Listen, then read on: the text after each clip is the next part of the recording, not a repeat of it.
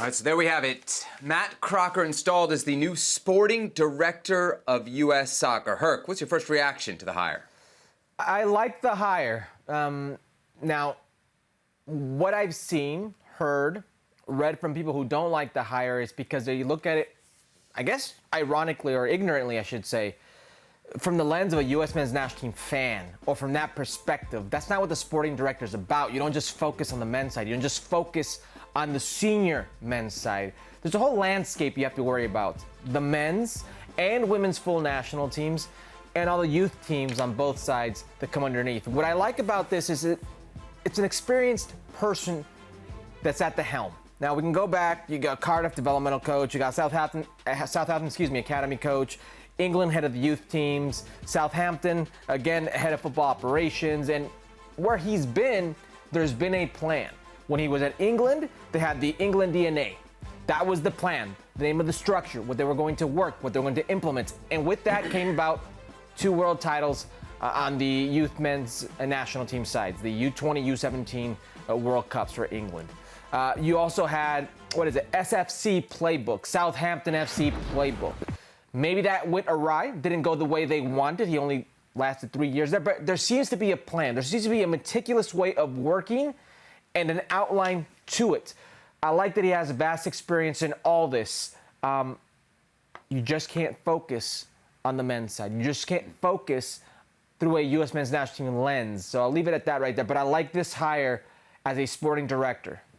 On paper, Herc, I think it's the perfect hire. You look at it, and he really does seem to check every box. He's done it at the highest level in the Premier League. He's done it in the women's game, and you're not going to find a lot of Premier League sporting directors that have women's professional experience. That's important. He's done it at the youth development level. That's a massive box to check for your sporting director. And to the point that you're talking about, in his time with the English FA, between the 2010 and 2014 World Cups, the English FA overgoes their own version, Herc, of a reboot in the development space. And this guy was there for the critical part of that. And you talk about the success they had at the Youth World Cups. That success also translated to the senior national team. We saw it at the 2018 World Cup. We saw it at the last European Championships. Maybe they didn't go as deep in Qatar, but it was still, I think, a pretty successful tournament if you look at how England played. So this guy checks every box. The one box he doesn't check, Herc, is actually a box that I'd rather he not check, and that is that he's basically an outsider, right? He's not an American. He admits in his press conference that he's not as familiar with some things in this region.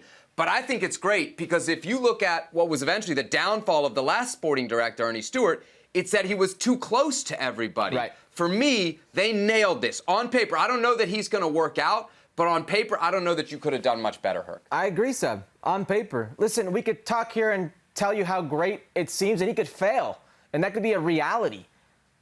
That's just part of the game. That's part of being a coach. That's part of being a sporting director. That's part of being a player. You can fail. Nothing happens. But I like that he's not part of this good old boys club. I like that you're moving away from this U.S. soccer culture that is non-existent. You can talk about the culture. You can talk about whatever you want. But on a global scale, it's non-existent. So you need fresh ideas, you need new ideas, you need a different way of thinking. And on paper, like you said, he ticks off so many different boxes that I'm not so sure that you could have got elsewhere. Well, thank you very much for watching ESPN on YouTube. For more sports highlights and analysis, be sure to download the ESPN app. And for live streaming, premium content, and let's not forget as well, ESPN FC 7 days a week. Subscribe to ESPN+.